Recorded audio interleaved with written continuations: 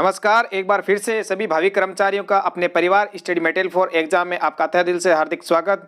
तो साथियों, हम बात कर रहे हैं महिला एवं बाल अपराध की, जो आपके राजस्थान पुलिस में महत्वपूर्ण साबित होने वाले हैं। हमारी सीरीज चल रही है टॉप 200 क्वेश्चनों की। साथियों, बहुत महत्वपूर्ण सीरीज, क्योंकि राजस्थान महिला और बाल अपराध का जितना भी निचोड़, जितने भी इंपॉर्टेंट महत्वपूर्ण फैक्ट बनते हैं, उनके हम 1 बाय 1 करके 10-10 क्वेश्चनों का एक टॉपिक लेके आते हैं। उसके माध्यम से हम 200 टॉप मोस्ट यानी 200 पूरा निचोड़ महिला बाल अपराध का कवर करने वाले। साथियों, 10 क्लासें खत्म हो चुकी, हमारी आज की क्लास 11वीं होगी। बिना टाइम वेस्ट के क्लास स्टार्ट करते हैं।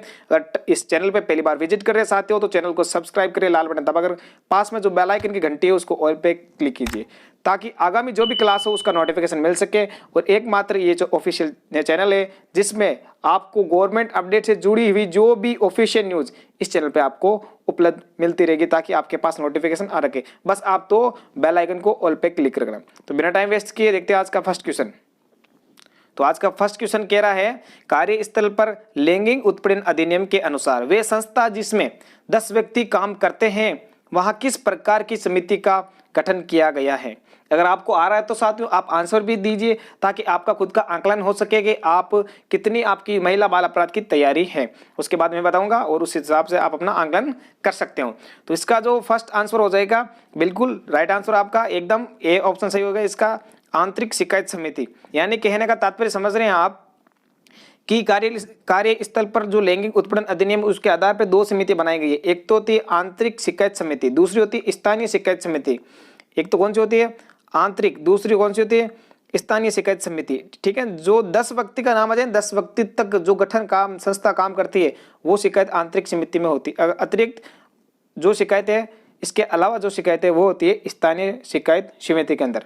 तो बात करते हैं कार्यस्थल पर लैंगिक उत्पीड़न अधिनियम कब लागू हुआ था, ये भी आप बिल्कुल आपको याद रखना है साथियों। ठीक है, तो बात करें इसकी तो 9 दिसंबर, कितने 9 दिसंबर, इसकी डेट याद रखना, 9 दिसंबर 2013 को, 9 दिसंबर 2013 को ये कार्यस्थल पर लैंगिक उत्पीड़न अधिनियम लागू हुआ था। नेक्स्ट क्वेश्चन की बात करते हैं साथियों, जो भी फैक्ट बता रहा हूँ most important very top fact है, आप बस दिमाग में सेव रखना, ताकि आगामी एग्जाम पुलिस में आपका एक भी नंबर गलत ना हो। बिल्कुल 10 में से 10 आपके महिला बाल अपराध के होने चाहिए साथियों।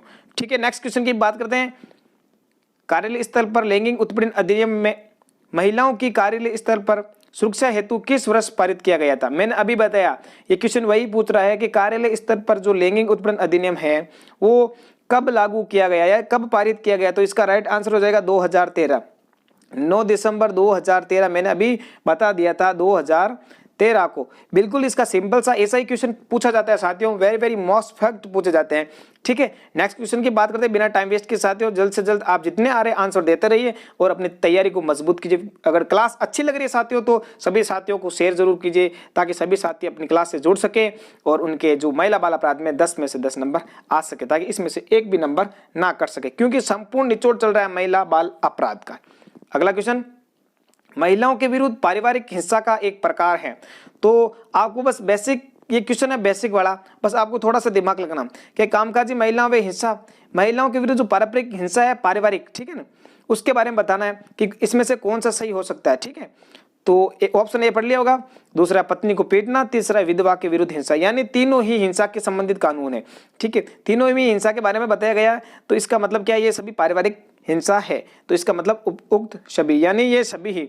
इसका राइट आंसर क्या हो जाएगा, ज्यादातर जो महिला बाल अपराध के अंदर जितने क्वेश्चन आते हैं उसमें जो उक्त सभी दिया आता ना, तो ज्यादातर उक्त सभी ही होता है। ठीक है ना, तो हालांकि बाकी आप ध्यान से पढ़कर ही करना, और बाकी अगर आपको कहीं कोई भी क्वेश्चन नहीं आ रहा है तो अब अगर आप, कहना का तात्पर्य है कि अगर आप मन से करना चाहते हो क्वेश्चन को तो उक्त सभी आता है, तो उसमें डी में ही राइट करना है। ठीक है, नेक्स्ट क्वेश्चन की बात करते हैं। अगला क्वेश्चन नंबर 4, महिलाओं के विरुद्ध हिंसा रोकने का उपाय क्या है। ठीक है, तो बेसिक क्वेश्चन है, बस अपने मेंटल एबिलिटी का थोड़ा सा दिमाग लगाना है। बस सोच में परिवर्तन, सुरक्षा व आश्रय की व्यवस्था, स्वयंसेवी संगठनों का प्रकार, ठीक है, स्वयंसेवी संगठनों का प्रकार, या ये सभी। तो मैंने कहा ना, बस ऐसे क्वेश्चन आए हैं तो जय माता दी, ऑप्शन नंबर डी ठोको।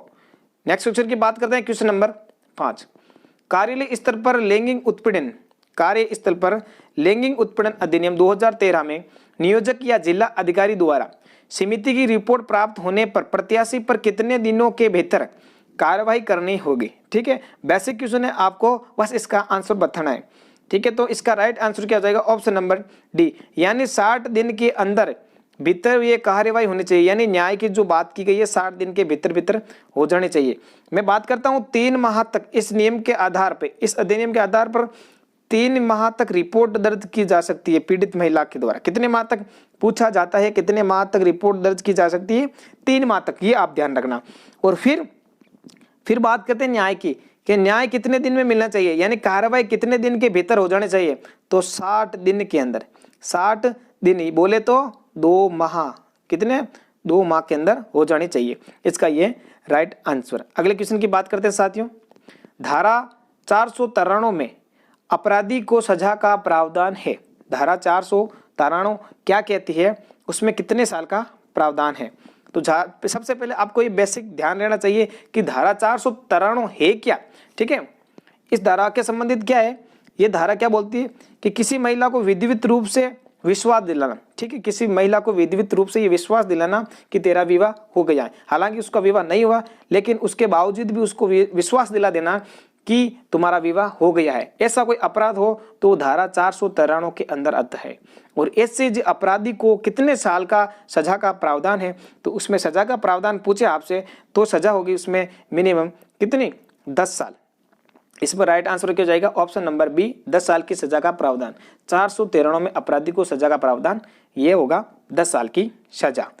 अगले क्वेश्चन की बात करते हैं, क्वेश्चन नंबर 7।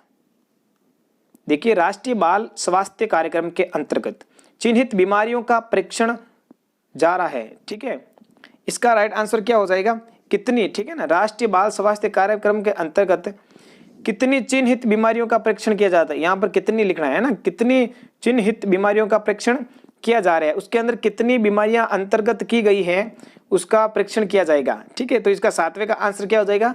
कम से कम 40 बीमारी। कितनी होगी? 40 बीमारियों का राष्ट्रीय बाल स्वास्थ्य कार्यक्रम के अंतर्गत 40 बीमारियों का परीक्षण किया जा सकता है। अगले क्वेश्चन की बात करते हैं। छल पूर्वक या छल कपट से भगाकर शादी करना किस धारा के अंतर्गत आता है?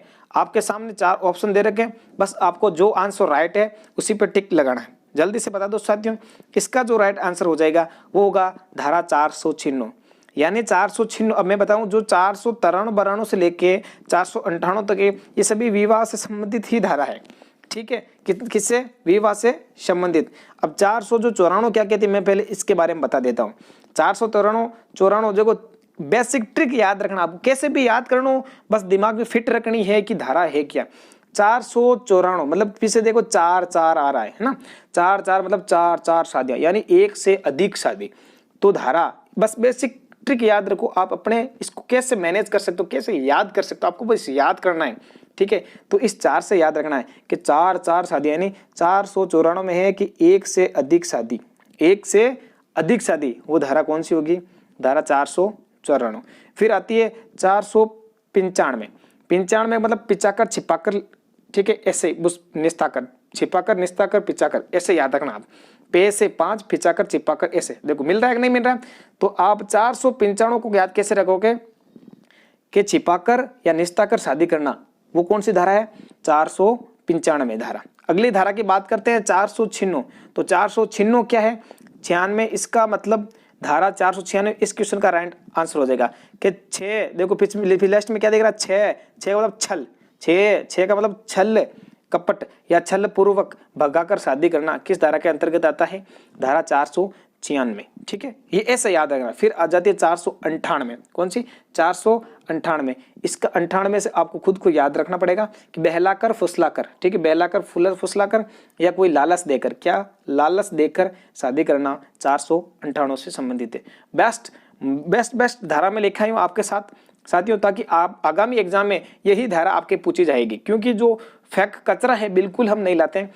मोस्ट आगामी एग्जाम के लिए जो महत्वपूर्ण तथ्य है उसी को हम लेके आते हैं। अगले क्वेश्चन की बात करते हैं। ये याद हो गया आपको, धारा एकदम कंप्लीट याद रहनी चाहिए। अंतर्राष्ट्रीय बालिका दिवस कब मनाया जाता है? अच्छा क्वेश्चन है साथियों, जल्दी से बता दो अंतर्राष्ट्रीय बालिका दिवस कब मनाया जाता है? इसका राइट आंसर हो जाएगा 11 अक्टूबर। तो मैं 4-5 फैक्ट आपको और बता देता हूँ। मैंने आगे बताया था 8 मार्च को कौन सा दिवस मनाया जाता है, कौन सा, 8 मार्च को। एक दिवस मनाया था 12 जून को, 12 जून को कौन सा दिवस मनाया जाता है, कौन सा, 12 जून को। तो 8 मार्च को अंतर्राष्ट्रीय महिला दिवस, याद रखना अंतर्राष्ट्रीय महिला दिवस।